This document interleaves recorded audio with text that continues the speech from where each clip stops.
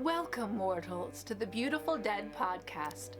If you've come to this channel, you should stay for several reasons. 1, you love vampires. This is a vampire podcast where we break down movies, TV shows, and books about vampires. We talk about the universe that's been created, how are they made, what rules do they have to follow, and more. Every once in a while, like October, I set aside the fiction and talk about all things vampire. 2, you have a podcast or would like to have a podcast and want to see behind the scenes of recording one. I edit out very little, so you will get to see mistakes and interruptions and learn along with me. Or 3, you're a fan of the podcast and you just want to watch me record it live. Or you like my books and you can't get enough of me. So, if you're still here, I promise it's due to your own free will, and I have not used my powers to keep you here. Now, watch the title cards and listen to the music along with the podcast. I'm gonna go get a bite, and I'll meet you back here, nice and full. Okay, all right. Last movie of June. Finally cleaning out that watch list. All right, we got popcorn, we've got vampire tea, we've got blanket, pillow, dog. Okay, I'm ready. We're gonna watch Mother, May I Sleep with Danger. I mean, how bad can it be, right?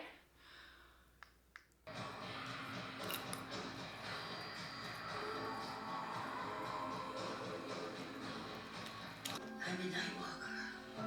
Okay, what's the night? What are you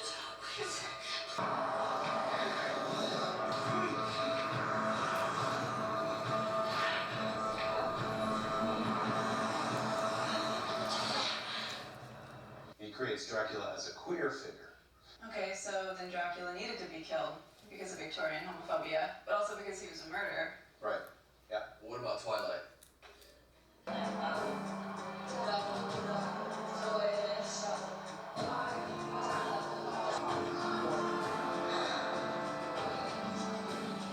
What is this?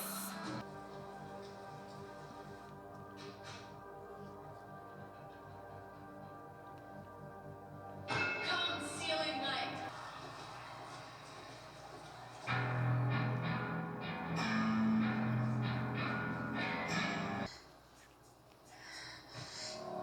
Tell me, I'm a night walker. Why really? I can't be here right now.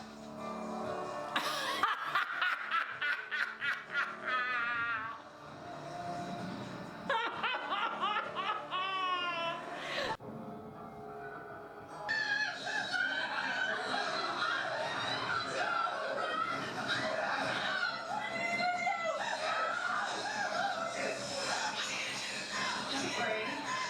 It'll all be over very soon.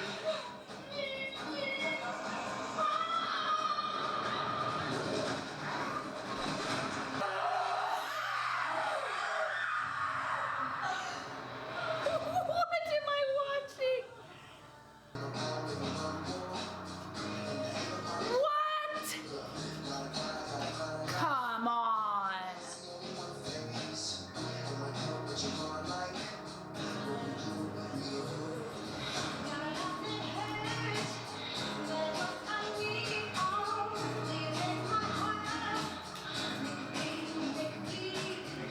No, no, no.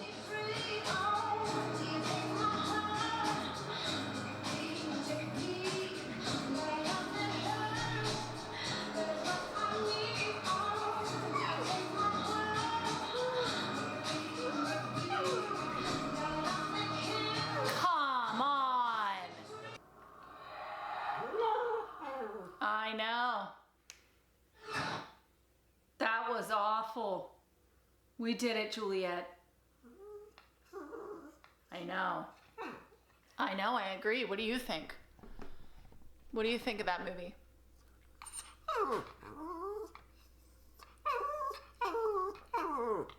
I know, I agree. I totally agree.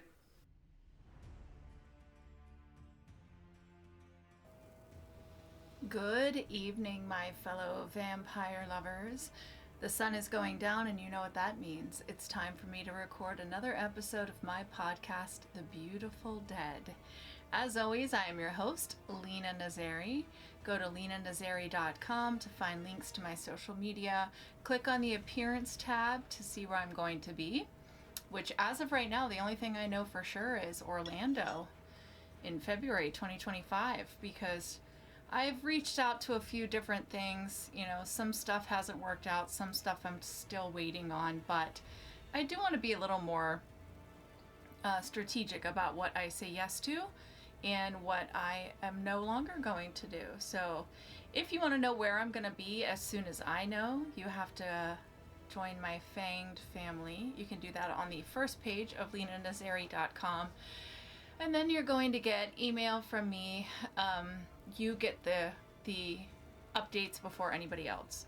So for example, this is the last recording of June. I don't know what I'm going to do in July.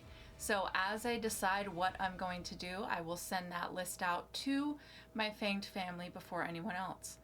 Also, this will be the last week before I change the look of a lot of things. You know, when I started this podcast, when I started writing, when I started all the things, I really had no idea how it was going to go. So for the podcast, you know, I just chose a stock image, put some text on it, and that's what I've been using for 4 years.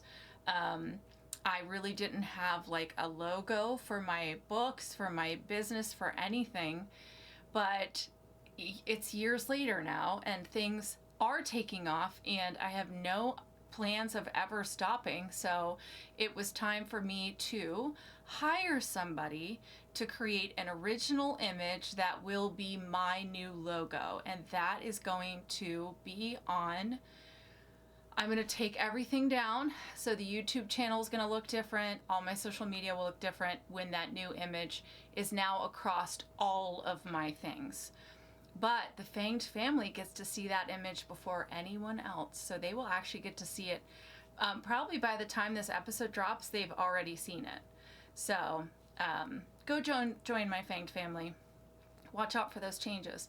On top of a new image, when I started the podcast, I just chose like a free song. And that's what I used for the theme to this in the beginning that you heard with the little sound bites in it. But I also hired someone to compose me a new theme song. You'll still have some, you know, vampire quotes in there, but it is a more serious feel. It's a little more in line with my business and where I'm heading and my brand and what I want to do with things. So the first episode of July, you will hear the new theme song. You will see the new images, and it will be the same channel doing the same thing, but we're headed into the next chapter of everything. Speaking of chapters, Reese is out. Reviews are coming back. People are loving it, which I'm very excited about. As I told you guys before, I was really nervous about this book because I felt a lot of pressure, but it sounds like people are liking it, and I'm very excited. Very excited. It is summer. It is, even at nighttime, it is hot here right now, and you can't see it, but I'll put a picture right here in the YouTube video of Juliet.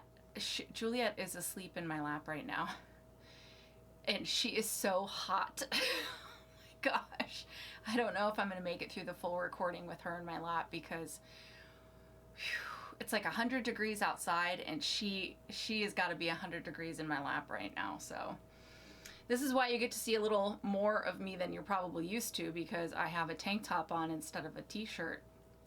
But hey, summer, right? I'm not complaining. I love the heat, and I'm sure, you know, in December I'll be missing this, but right now it's very, very warm. So, all right, I'm distracted. Speaking of warm, this week's vampire tea, we went with Brides of the Damned, obviously, because we are talking about a full cast of female vampires in this week's movie.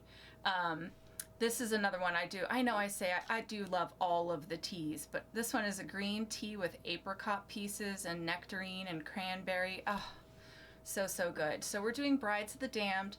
I have my Libra mug here that I'll be drinking my tea from. Go check them out.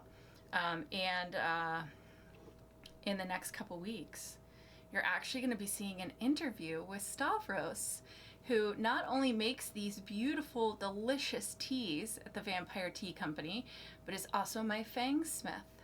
So please, if you haven't already, follow me so that you don't miss when that episode drops. I'm really, really, really excited about that one. We have been trying to do this forever, and now it's going to happen. Okay, I just kind of want to talk about this one.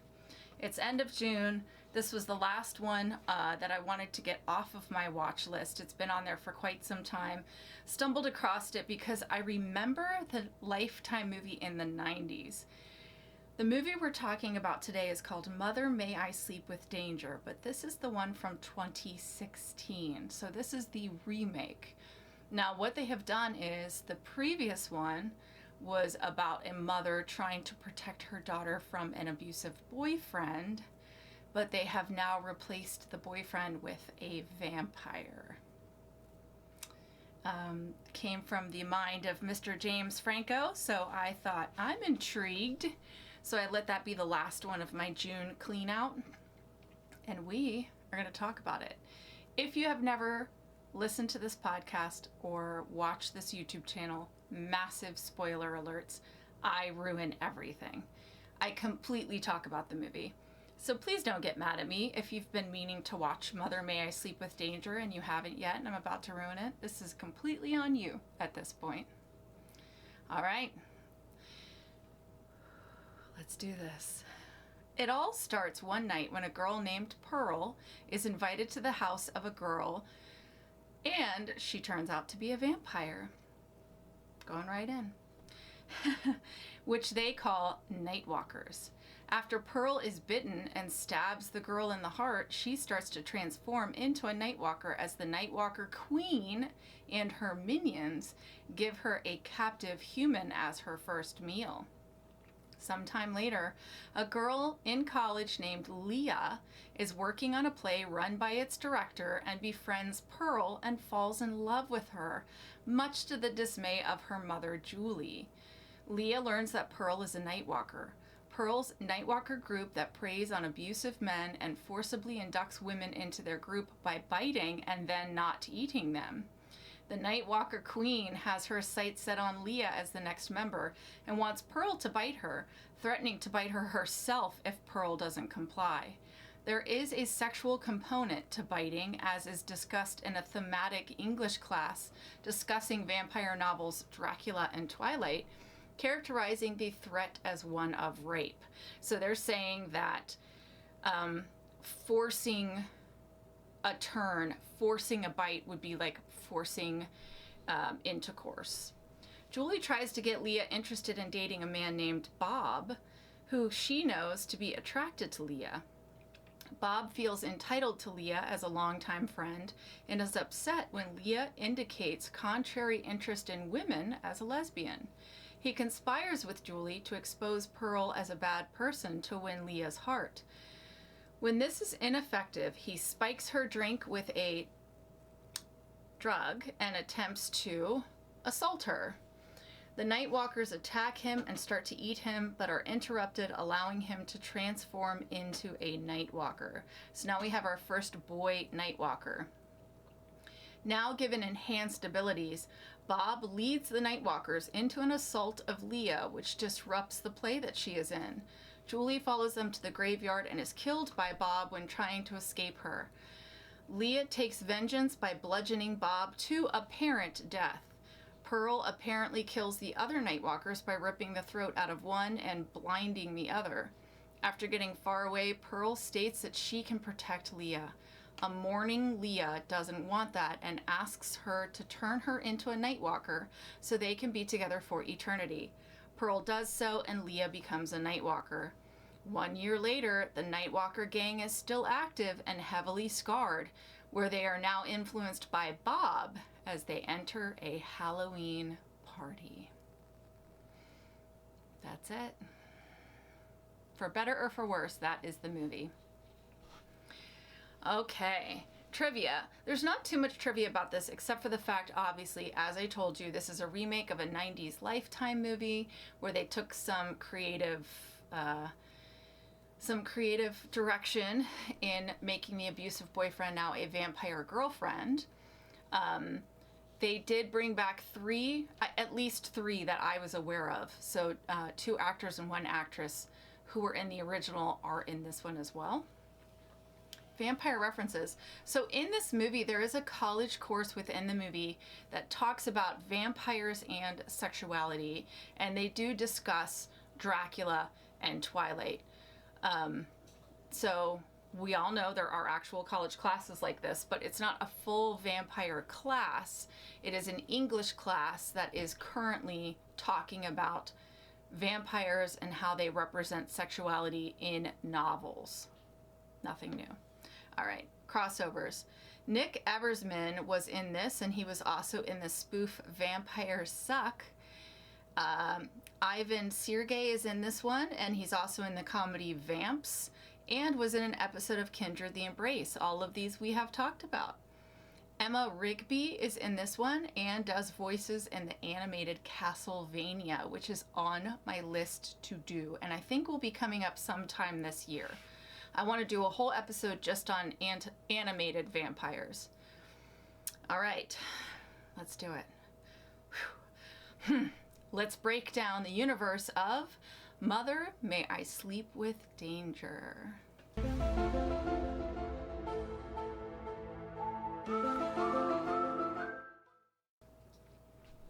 Relationship to humans. So like I said, there is a college class where they are discussing vampire novels that we are all very much aware of. So clearly in this universe, they are aware of vampires, but none of them believe vampires to be real. The vampires walk amongst the humans, go to college with them, feed on them, and the Nightwalker gang specifically is feeding on men who abuse women. So they do have sort of like a taste. They have a mission, but most humans don't know that these vampires exist until it's too late. Relationship to animals. This is never addressed. Appearance. They look human until they vamp out. When they do, they have red irises and red vasculature around the eyes, and then fangs. And the fangs in this movie, 2 sharp canines on each side for a total of 4, which are retractable. Blood. Yep. Lots of blood. The thirst actually kicks in pretty quickly. Once you've turned, then you're immediately starving. Now, the caveat in this universe is, if you find your true love and turn them, the 2 of you can feed off each other for eternity and do not need to feed off of humans anymore. So that is what the good vampires are looking to do. Food. We never see them eat or drink. Sleep. We never see them sleep.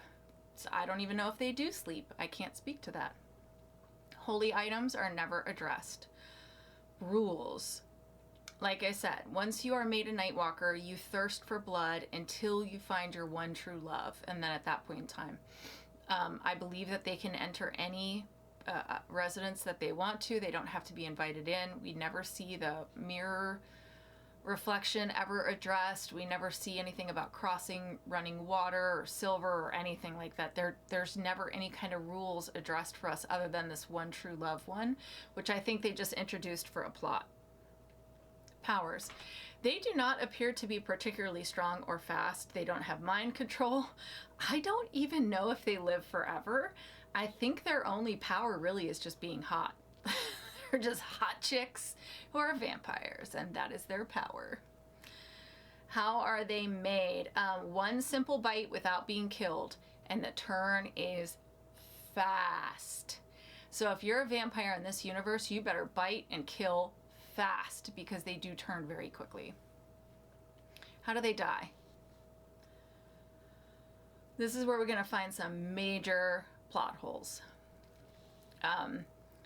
The first girl in the background information for us, that very first scene where Pearl is turned, she stabs the girl in the throat with a shard of glass, and we never see that vampire again. Never. Now, it's in the future. Pearl is with the vampire gang, and when Pearl and her girlfriend fight back against these bad vampires, one has their trachea ripped out, one has his head bashed in. The other is blinded, but then they all come back. So if they all can survive all of that, like especially having your trachea ripped out, then where's the first girl? Because she certainly would have survived a little glass to the neck. But again, this is one of those movies that was probably made, and they never ever thought that some podcast somewhere was going to break down the vampires. But baby, that's what we do. That's what we do here. So welcome. Heartbeat or breathing, that is never addressed. Are they good or are they bad? So as per the usual, when you become a Nightwalker, it just feels so weird, but that's the phrase they used. When you become a Nightwalker in this world, it doesn't automatically make you bad. So Pearl is good, we can say. The vampire gang feed on men who are drugging and assaulting women. So does that make them bad? Because they do have to eat. They have bloodlust. I mean, what's their alternative, right? So I'm assuming they can't feed on animals, or Pearl probably would have. So that makes me think, like, if you have to eat, but you choose, like, Chads, are you bad? Oh, man, we do not need to go down that road, right? Let's not even open that can of worms. I am just reporting the facts. So, you know, you can choose if you're going to be good or if you're going to be bad. Tropes I love and tropes I hate. Well, I don't like the whole saved by love trope. I do love a good true love trope. I love the idea that the vampire turns her and they live happily ever after together, feeding on each other in love because they are truly soulmates. Now, that being said, let's remember that Pearl is turned into a vampire in the very beginning of the movie by a girl this girl believes Pearl is her true love. That's why she's turning her. But now Pearl found someone else that's actually her true love. So it kind of, I guess it's not impossible, but I do love a happily ever after. I do love the idea of fated love, fated mates, reincarnation brings the souls back together, that kind of stuff. You guys know I love that. Tropes I hate. I hate one bite is all it takes. And you're not going to be surprised if you've ever listened to this podcast before. I want a classic embrace.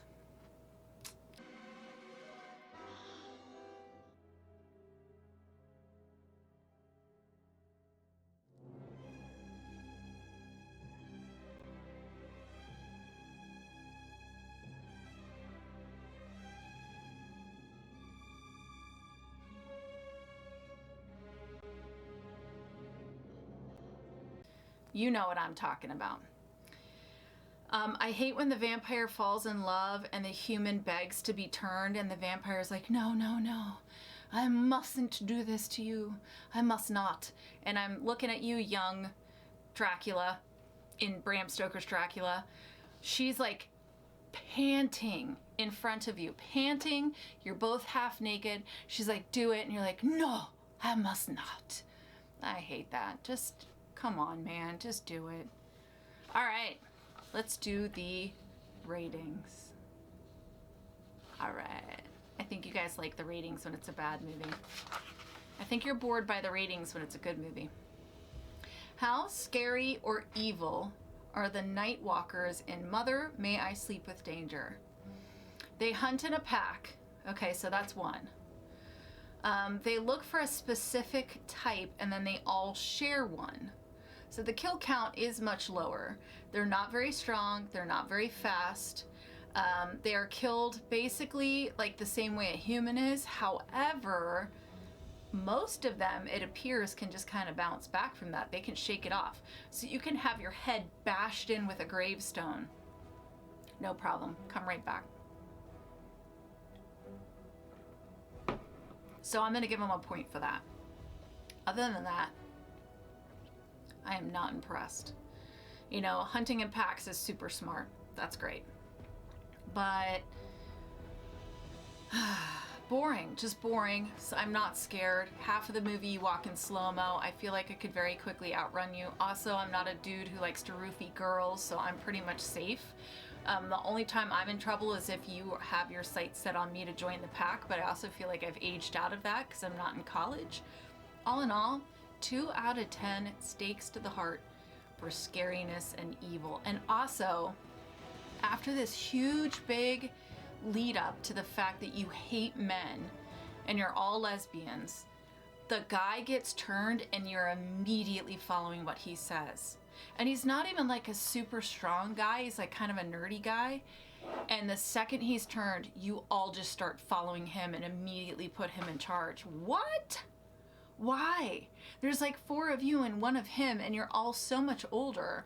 You should have been like, Bob, I know that you're a vampire now, so we kind of have to hang out with you, but like, you need to get in the back and learn your place and shut your dude mouth. Nope. That's not what happens. They immediately let him be in charge. Boo. All right. How sexy or alluring are the vampires of Mother May I Sleep with Danger? All the vampires in this movie, except for Bob, are super hot. They dress very scantily. Obviously, they get a lot of attention, but I don't think they get more attention than like a hot college human girl would get. They are very, very sexual. The movie itself has a very heavy sexual theme, but there is the fact that they could fall in love, and some of them do want monogamy. So if they meet that one true love, then all the playing stops. Now you just like get an apartment and it's you and your true love. You feed off each other, and no more like, you know, walking in packs with tiny skirts. So we do have to remember that. It's the age-old question, are they more sexy than scary? 100% yes.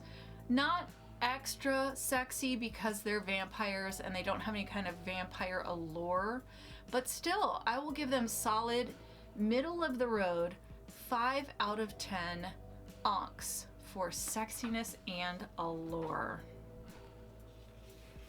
My thoughts. So, you know, Oscar nominee James Franco was behind this. He was a big part of this movie happening. I think that everybody gets ideas, and some ideas are amazing and some ideas are not amazing. Who knows what happened behind the scenes? I would love to sit down one day with him and talk through all of this. Like, where did the idea come from? Who wrote it? What were your thoughts on writing it? I just feel like there could have been so much more done with this movie. But that, at the end of the day, it was a very lazy remake with a creative idea, and they ran with it, and they didn't think it out, and they didn't put enough time or money or energy or professionalism into it at all. It felt exactly like a Lifetime movie. No offense to Lifetime, but you're not known for your horror for a reason. So, after I watched all of this, I figured it out. I put science behind it, I used my science brain, and I'm gonna bring to you, on this podcast only, the formula for turning a Lifetime movie into a sexy vampire movie.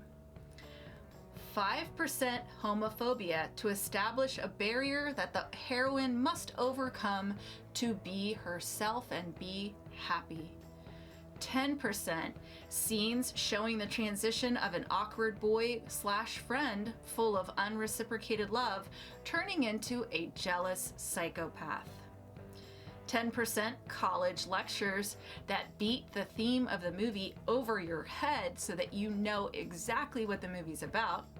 15% establishing the relationship between the mother and daughter is strained because mom is overprotective only for the mom to die, and then the daughter realizes just how much she loves her mother. 15% vampires walking slow motion in a pack. 20% scenes of a Shakespeare play with a cast full of vampires, but no one notices it. All of the girls are super hot and all the boys are menacing. 25% making out or talking about sex. And that's it. That is the magic formula for creating your very own Lifetime remake that now has hot vampires in it.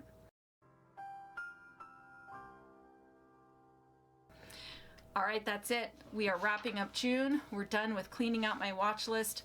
In July, we're going to go back to just me randomly picking movies that I'm going to watch and review. Maybe it'll be TV shows, maybe it'll be books. I have no idea. So if you want to know what I'm going to be watching, then you need to join my Fanged family or watch my social media. However, I will tell you what the next one is. The next one is a movie called I Had a Bloody Good Time at House Harker. I don't normally tell you ahead of time, but I'll tell you right now, go watch it. It's on Prime, go watch it. You will not regret it. I had a bloody good time at House Harker. When you come back here next week, we're gonna talk about it together. You can thank me for introducing you to this movie because my goodness gracious, I'm so excited to talk to you about it. So next week you'll come back, you'll see my new logo.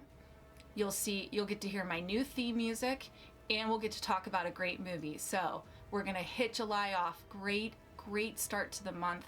Thank you guys so much for being a part of this. Thank you for coming back week after week.